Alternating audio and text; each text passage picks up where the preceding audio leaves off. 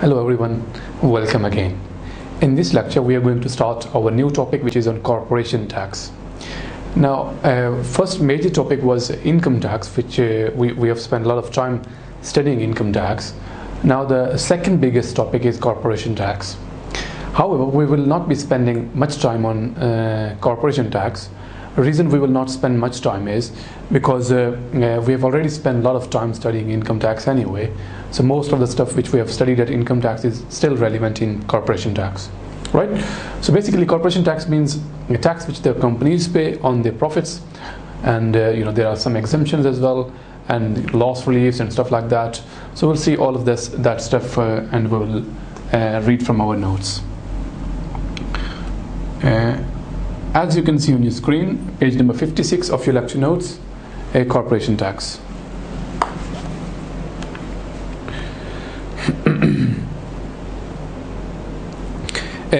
Corporation tax format is as it is shown on the as it is shown in the notes. So first of all, what you take is trading profits, and then you take interest income, property income, and chargeable gains, and you can deduct the qualifying charitable donation. So if your company is giving anything toward the charities, you can deduct them amounts out of that, right? And the net amount is going to be taxable total profits. In corporation tax rate is at the rate of 20%, so you'll have to pay the tax at the rate of 20%. Please remember that in corporation tax, companies pay tax according to the accounting profits. So whatever accounting profit is, they will have to pay tax on that one. Right? Now, just beneath that, it gives us few notes. So notes means that the things that we have just seen, like trading profit and interest income, so details about that. So first of all, interest income. Companies receive the interest income gross, so no grossing up is needed, in the same way like we deal with income tax in our current tax year. So companies receive the interest income gross, so no need to gross up. Excuse me. If companies pay interest on loan other than for trade purposes, then non-trade interest is paid on, and it will be deducted from interest income. And this is called non-trade loan relationship. Now, if a company has taken any loan and they have used that loan for trade purposes, that is a loan for trade purposes. And interest paid on that, it is called, interest paid on that will be deducted out of the trading profits. However, if you have taken a loan, if your company has taken a loan and that loan has been used for non-trade purposes, interest paid on that will be deducted out of the interest income, not trading profits, right? And this one is called non-trade loan relationship. Now, this loan was for non-trade purposes, so interest paid on that will be deducted out of the interest income.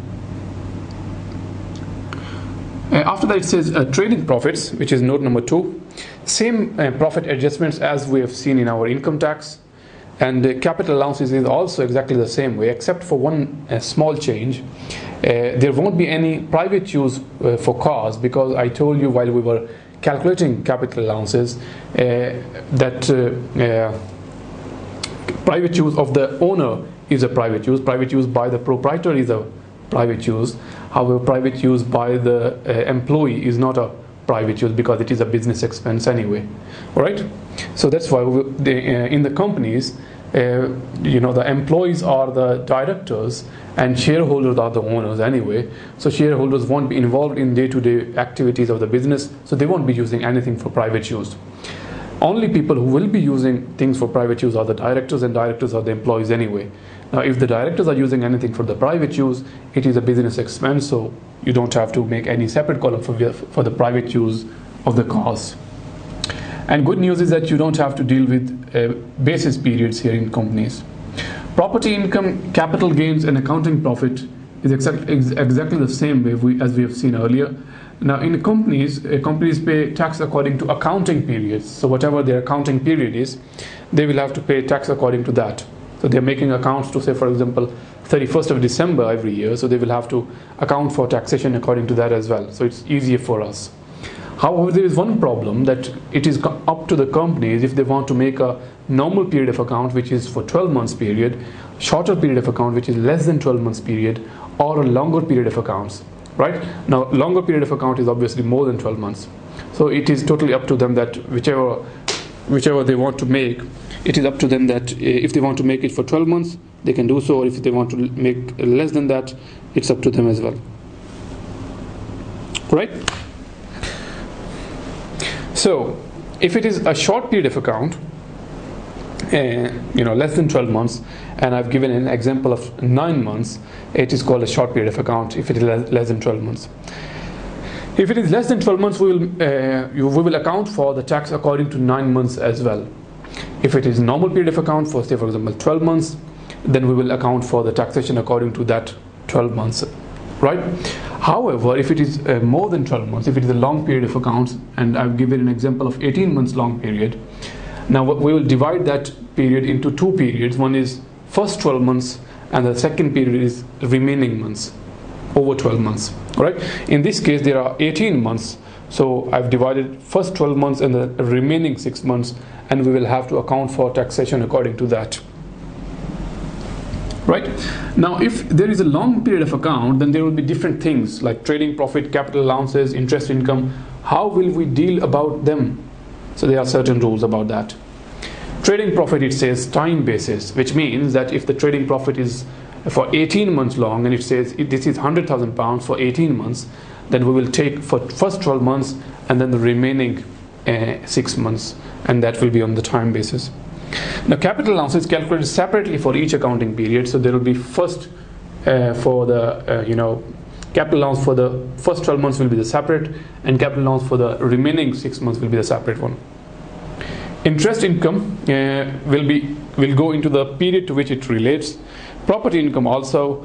Capital gains, we'll calculate the capital gains when the asset is sold, right? So the period in which the asset is sold, we will calculate the capital gains then. A charitable donation, whenever the charitable donation is paid, we will deduct it then. We won't deal with it before. Right? After that, it says a self-assessment on page number 58. Now, before we do the self-assessment, let's do a question. Before we do self-assessment, let's do a question together from the BPP exam kit. Now, if you could please open the BPP exam kit and come to question number 178, please. It is a past exam paper. Excuse me, it was examined long ago in June 2008, and it is a past exam paper. All right. Do not panic limited. All right. So if it is 10 mark question, you should spend 18 marks, not more than that. So it says, Do Not Panic Limited is a trading company. The company commenced trading on 1st of January 2016, and its results for the 15-month period ended 31st of March 2017 are summarized as follows. Now, these are the results for the 15 months which are ending on 31st of March 2017, which means it is a long period of accounts, more than 12 months, because it is 15 months long. And then it says the trading profit as adjusted for tax purposes is £285,000. The figure is before taking account of capital allowances. Now, this is a profit of £285,000. Now, we'll make 2 period of accounts. One will be the period of account ending on 31st of December, and the second period of account will be 3 months long, which is ending on 31st of March next year. All right.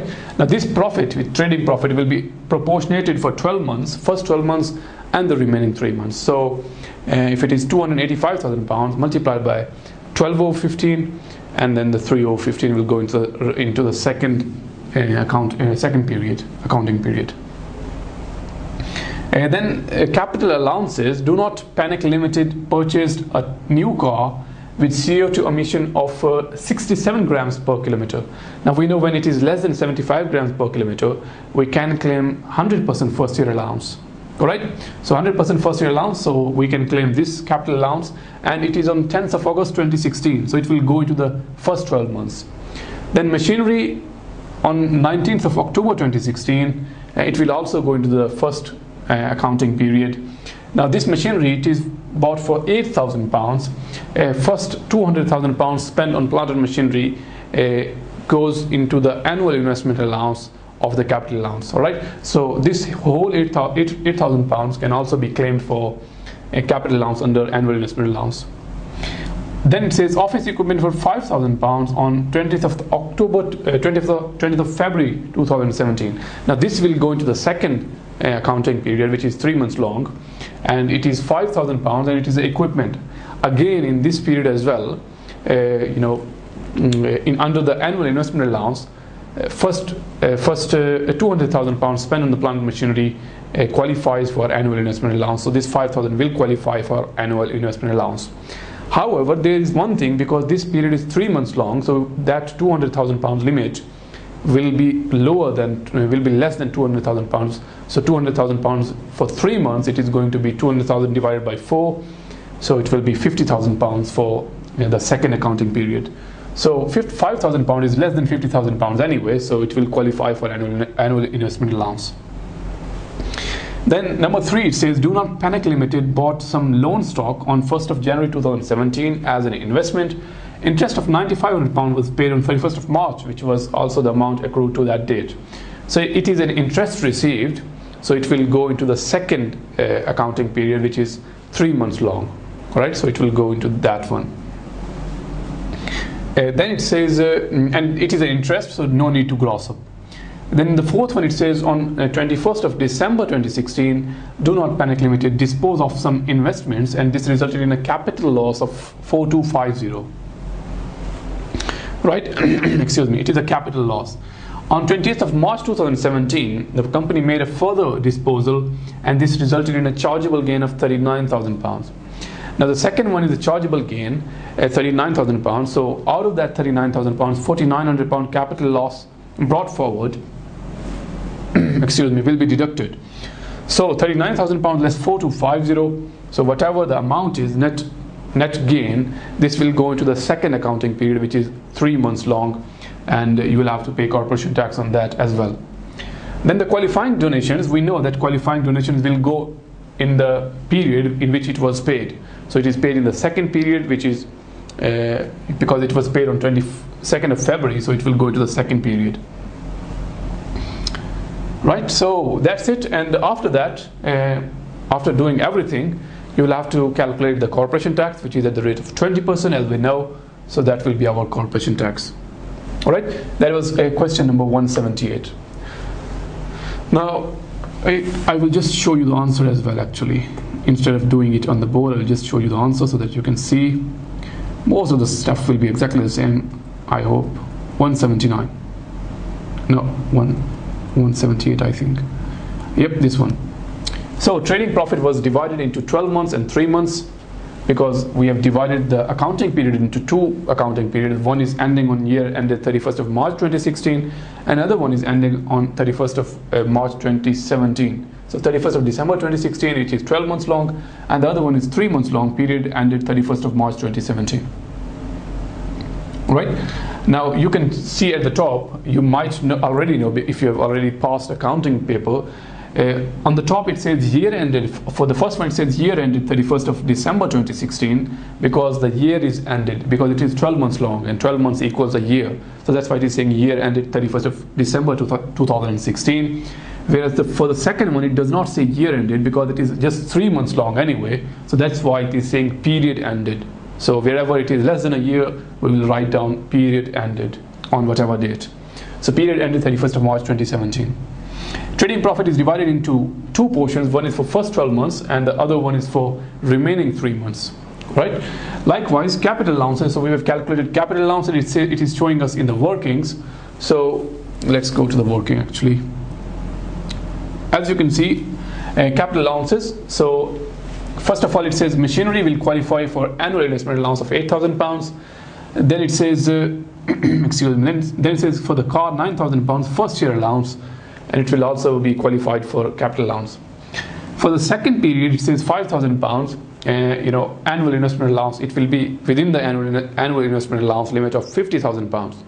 Please remember, annual investment allowance is £200,000 for a year, because this second period was 3 months long, so that's why this limit is reduced to £50,000, and £5,000 is within this limit, so we will claim £5,000 capital allowance for the second period. So £5,000 capital allowance for the second period and 17,000 for the first period. Then interest income, so it was received in the second period, so that's why it goes there. Capital gains, so capital gains less capital losses brought forward will go into the second section. Whatever the total is, we will deduct the qualifying charitable donations. So qualifying charitable donation was paid in the second period, so that's why it is deducted out of that. So that's the net amount, which is taxable total profit, on which you have to pay capital gain, on which you have to pay, a corporation tax. And we know that corporation tax rate is at the rate of 20%. Right? So please have a go at this question again, which we just did, so that you are confident with the concepts. So the more questions you do, the more confident you will get. Alright, so that's it for this video, and I will see you in the next video. Then we'll continue with corporation tax remaining stuff. Thank you very much and goodbye.